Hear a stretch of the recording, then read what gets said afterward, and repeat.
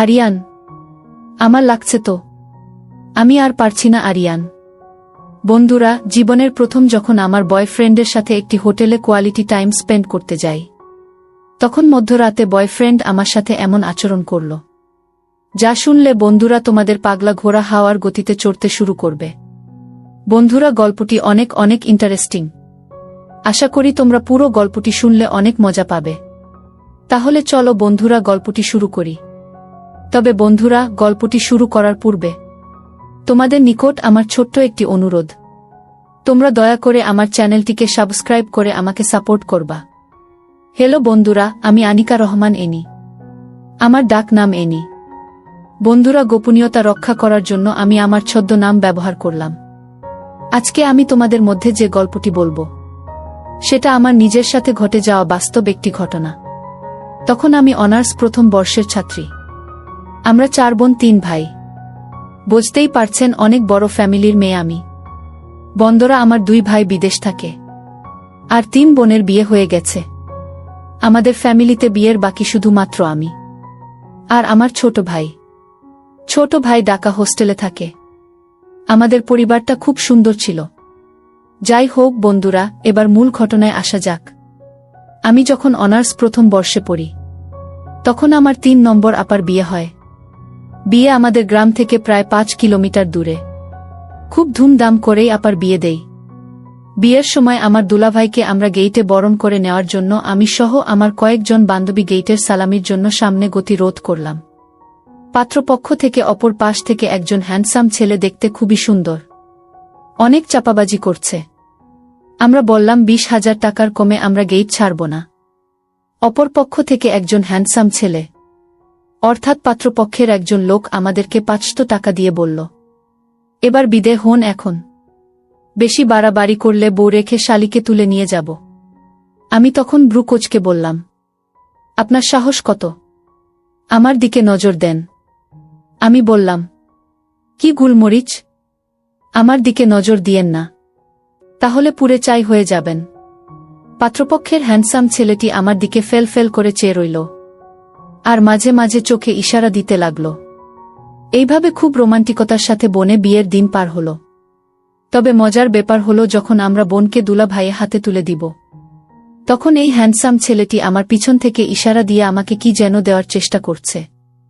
আমি অনিচ্ছা থাকা সত্ত্বেও সেটি গ্রহণ করলাম। হাতে নিয়ে দেখি তার একটি কার্ড। কার্ডের মধ্যে লেখা মুখ আরিয়ান, সিভিল ইঞ্জিনিয়ার, এবং তার একটি মোবাইল নাম্বার। কার্ডটি দেওয়ার সময় সে আমাকে কানে কানে বলল, দিনের ব্যবহারের জন্য আমি দুঃখিত। আপনাকে আমার মনে ধরেছে। যদি আমাকে একটি ফোন দেন, তাহলে নিজেকে ধন্য মনে করব।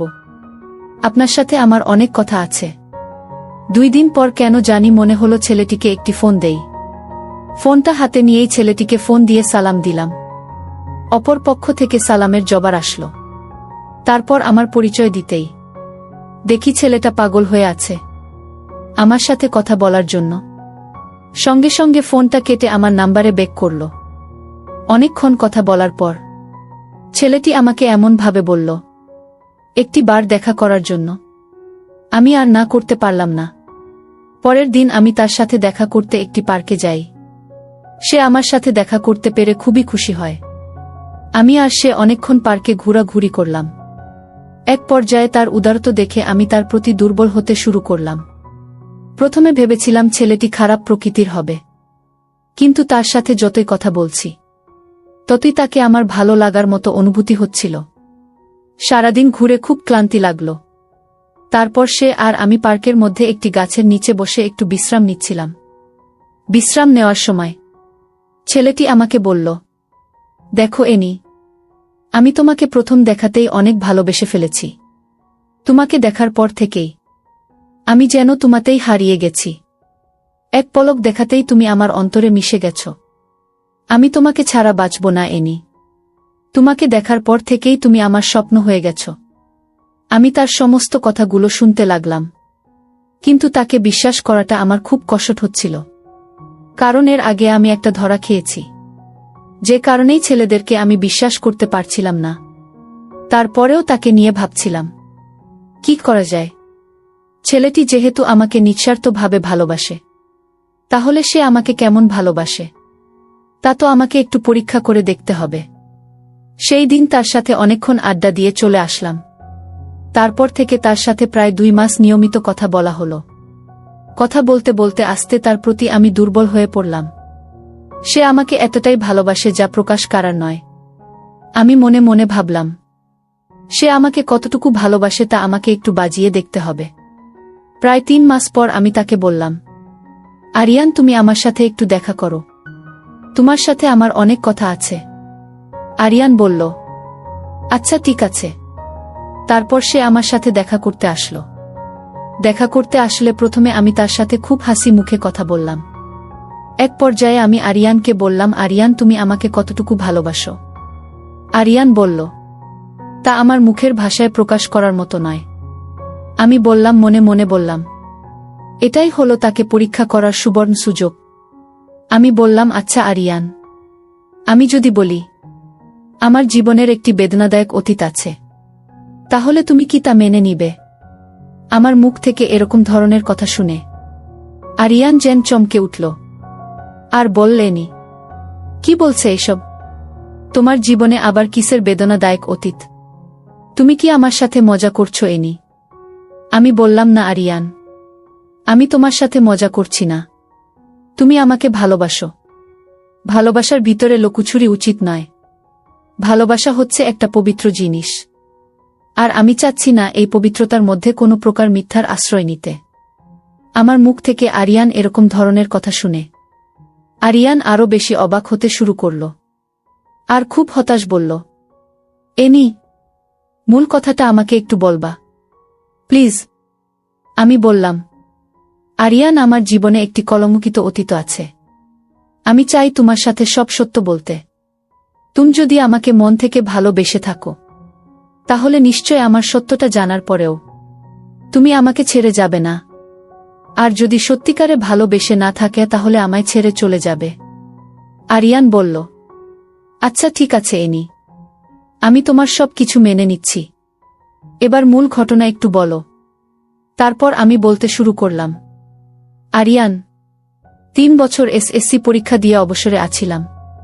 তখন শখ করে 8ম শ্রেণীর একটা ছেলেকে প্রাইভেট পড়াতাম।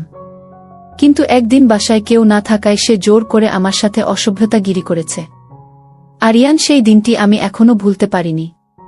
আমি যাকেই ভালোবাসতে যাই, মনে হচ্ছে আমি তাকে টকাতে বসেছি, যে কারণে আমি কাউকে আজ পর্যন্ত ভালোবাসতে পারিনি। আরিয়ান, আমার এসব জানার পরেও কি তুমি আমাকে ভালোবাসবে? আমার মুখ থেকে এমন কথা শোনার পর আরিয়ান কিছুটা নীরব ছিল। কিছুক্ষণ পর আরিয়ান বলল, এনি, আমি তোমার মনকে ভালোবাসি, তোমার দেহকে নয়। আমি মানছি তোমার জীবনে একটা বেদনাদায়ক অতীত আছে। এটা তো তোমার ইচ্ছার বিরুদ্ধে। তুমি তো আর স্বেচ্ছায় করনি। সুতরাং আমি তোমার মধ্যেই স্মরণীয় হয়ে থাকতে চাই, যতদিন এই পৃথিবীতে, এই দেহে আছে প্রাণ। আরিয়ানের মুখ থেকে এইরকম ধরনের কথা শুনে আমার মনটা যেন মোমের মতো গলে যেতে শুরু করল। তার এই নিঃস্বার্থ ভালোবাসার কথা শুনে আমি তার প্রেমের মোহে আরও গভীর থেকে গভীর হয়ে যেতে শুরু করলাম।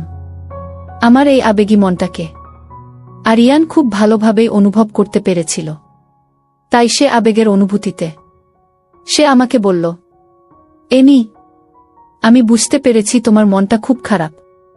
এই মুহূর্তে তোমাকে ভালো কিছু পাওয়া দরকার। বাংলাদেশের অত্যন্ত প্রাকৃতিক সৌন্দর্যের লীলাভূমি কক্সবাজার সি বিচে চলো, আমরা 1 সপ্তাহের জন্য ঘুরে আসি। তাহলে দেখবে তোমার এবং আমার দুজনের মনেই একেবারে ফুরফুরা এবং উৎফুল্ল হয়ে যাবে। কক্সবাজার ঘোরার কথা শুনে আমার মনটা অনেকটা ভালো হয়ে গেল। পরের সপ্তাহে আরিয়ান আমাকে নিয়ে কক্সবাজার ঘুরতে গেল। আমরা এক ভালো বিলাসবহুল হোটেলে 6 তলা একটি রুম নিলাম। সেখানে আমার প্রথম, সত্যি কথা বলতে জীবনে এই প্রথম কোনো বয়ফ্রেন্ড বা প্রেমিকের সাথে হোটেলে রাত্রি যাপন।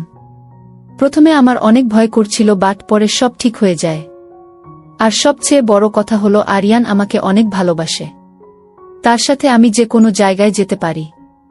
তার সাথে থাকলে আমার কোনো ভয় থাকে না।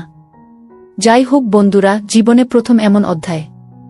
মনের ভিতর অনেক রং এবং খুব এক্সাইটেড মনে হচ্ছিল। আরিয়ানকে দেখেও অনেকটা উৎফুল্ল মনে হচ্ছিল। রাত যখন 12টা বাজে, তখন আরিয়ান আমার কাছে এমন এক জিনিস আবদার করে বসেছে। তাকে তা না দিয়ে আর পারলাম না।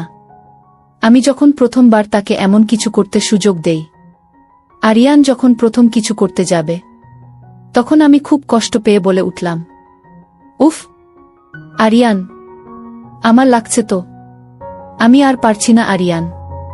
বন্ধুরা, জীবনের প্রথম আমার এমন পরিস্থিতি, যা আমার জন্য অনেক বেদনাদায়ক এবং সুখেরও বিষয় ছিল বটে।